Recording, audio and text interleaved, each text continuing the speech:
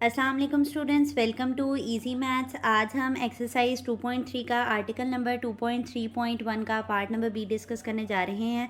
Previous lecture में हमने सीखा कि लोगैरिथम को हम दो हिस्सों में स्प्लिट करके लिख सकते हैं। एक उसका हिस्सा होता है कैरेक्टरिस्टिक्स और दूसरा हिस्सा होता है मेंटीसा। तो हमारे पास जब हम कैरेक्टरिस्टिक्स और मेंटीसा को ऐड कर देंगे तो ये बॉक्स जो साइड पे बॉक्स है वो हमें ये बता रहा है कि वो हमें क्या दे देगा, वो log of the given number हमें फाइंड आउट करके दे देगा। तो देखें, पिछली वीडियो में हमने काफ़ी डिटेल सीखा कि कैरेक्टरिस्टिक्स ऑफ अ नंबर कैसे फाइंड किया जाता है। तो आज हम सीखते हैं कि मेंटीसा कैसे फाइंड किया जाता है। तो मेंटीसा की सबसे पहले हम एक जनरल डेफिनेशन पढ़ लेते हैं। The mantissa is the decimal part of the logarithm. जो हमने कैरेक्टरिस्टिक्स में पढ़ा उसने क्या कहा, वो इंटेग्रल पार्ट होता है। और जो हमारे पास मेंटीसा है वो हमारे पास कौन सा पार्ट होता है, वो होता है हमारे पास डेसिमल पार्ट होता है। यानी कि आफ्टर डेसिमल जो भी वैल्यू दी होगी वो उसका मेंटीसा होगा। ठीक है, it represents the fractional component and is always positive. हमने सीखा कि कैरेक्टरिस्टिक्स जो है वो can be positive and can be negative. और हमने जो रूल्स पढ़े थे कैरेक्टरिस्टिक्स को फाइंड करने के लिए, वो भी हमने यही सीखे थे कि एक हमने सीखा था पॉजिटिव वैल्यूज़ के लिए और एक हमने सीखा था नेगेटिव वैल्यूज़ के लिए। ठीक हो गया। लेकिन वो कह रहा है कि मेंटीसा को आपने हमेशा पॉजिटिव ही रखना है, या मेंटीसा जो गिवन होता है या जो आप फाइंड करते हैं वो हमेशा कौन सा नंबर आता है, एक पॉजिटिव नंबर ही आता है। ठीक है, ये एमसीक्यूज भी हो सकता है, मेंटीसा इज ऑलवेज पॉजिटिव। या आपके पास एमसीक्यूज आ सकता है कि the number which is always positive is called, क्या ऑप्शन होगी उसकी, कैरेक्टरिस्टिक्स होगी, मेंटीसा होगी, लोगैरिथम होगी। तो आपने क्या कहना है कि मेंटीसा इज ऑलवेज पॉजिटिव होगा। ठीक है, अब आपके पास उसने एग्जांपल दिया कि लॉग 5000 लिखा हुआ है। तो आपके पास ये जो वैल्यू निकाली गई है लोगैरिथम की, ये कैलकुलेटर से निकाली गई है। तो इसमें से जो मेंटीसा पार्ट है, अभी मैंने आपको बताया कि जो डेसिमल के बाद वाली वैल्यू होगी वो मेंटीसा होगा। तो इसमें मेंटीसा क्या है, 0.698। और मैंने आपको बताया था कि जो पॉइंट से पहले जो ज़ीरो लगाया जाता है वो स्पेसिंग के लिए लगाया जाता है, क्योंकि हमें डेसिमल बाजुकात नहीं दिखता। तो वो ये जो ज़ीरो है ये मीनिंगलेस होता है, ये बस हम अपने डेसिमल को प्रोमिनेंट करने के लिए लगाते हैं। तो इसका जो मेजर जो मेंटीसा है वो हमारे पास क्या है, 698 है। तो अब आप देखें कि हम सीखते हैं कि common logarithm of a number कैसे निकालते हैं, क्योंकि देखें हमने सीख लिया कि कैरेक्टरिस्टिक्स कैसे निकालनी है और मेंटीसा कैसे निकालना है, और इन दोनों को ही जमा करके हमारे पास क्या निकलता है, लोगैरिथम निकलता है। ठीक है, अब आप देखें कि हमारे पास यहाँ पर क्या लिखा हुआ है, क्वेश्चन जो हमें एग्जाम्पल में ऐसा दिया गया है वो है 13.45। अब सबसे पहले कैरेक्टरिस्टिक्स कैसे निकालते हैं, हम अपने ये बुक के स्टेप्स को फॉलो करते हैं। Separate the integral and decimal part. Integral part क्या होता है, जो कि डेसिमल से पहले है, तो हमने वो लिख लिया कि वो 13 है।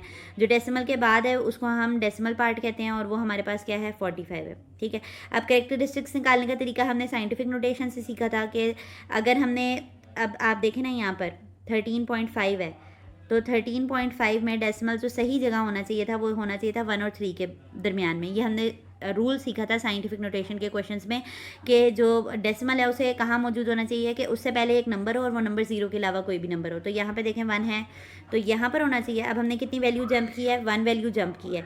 1 वैल्यू जंप की है तो इसकी पावर क्या बनेगी, 1.345 मल्टीप्लाई बाय 10 की पावर +1। और हमने कहा था जो पावर आएगी वही उसका क्या होगा, कैरेक्टरिस्टिक्स होगी। तो ये देखें पावर क्या आई है, हमारे पास 1 आई थी, तो हमारा कैरेक्टरिस्टिक्स भी क्या निकला है, 1 निकला है। आप इसका बुक का मेथड फॉलो करना चाहते हैं दूसरा वाला, तो आप वो भी कर सकते हैं। साइंटिफिक नोटेशन को अप्लाई करेंगे तो भी आपका मेथड गलत नहीं होगा। नेक्स्ट हमने क्या करना है, कॉमन लोगैरिथम टेबल के अंदर आपने चेक करना है, ये आपकी बुक के एंड के ऊपर दिया हुआ होगा कि आपने देखना है कि पहला नंबर 13 है ना आपके पास, 13 को आपने देखना है कॉलम नंबर 4 के अंदर।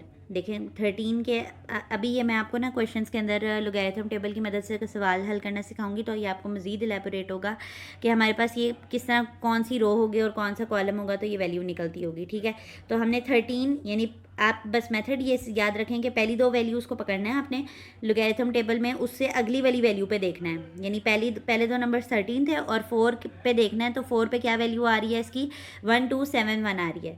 तो कैरेक्टरिस्टिक्स हम निकाल चुके हैं। और आप देखें कि हमने 13 का भी यूज़ कर लिया, इसमें से 4 का भी यूज़ कर लिया, 5 का नहीं किया। हमारे पास लोगैरिथम टेबल के 2 सेक्शंस होते हैं।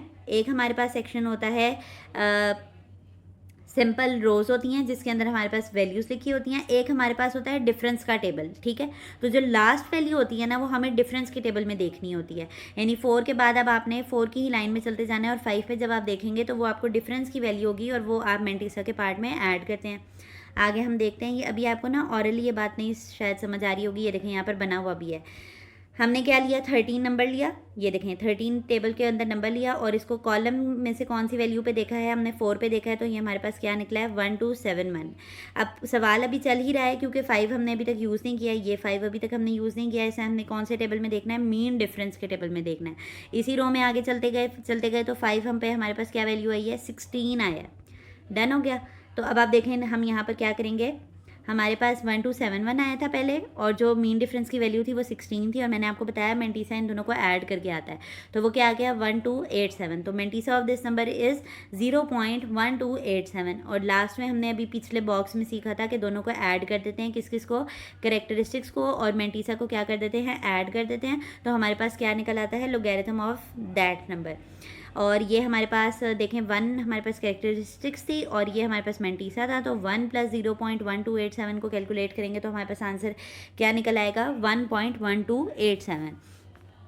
अच्छा, इसको अब आप देखें कि ये हमारे पास जो है वो एग्जामिनेशन पॉइंट ऑफ व्यू से आप कह लें कि ये एज अ शॉर्ट क्वेश्चन या फिर एज एन एमसीक्यूज जो है वो पूछा जा सकता है।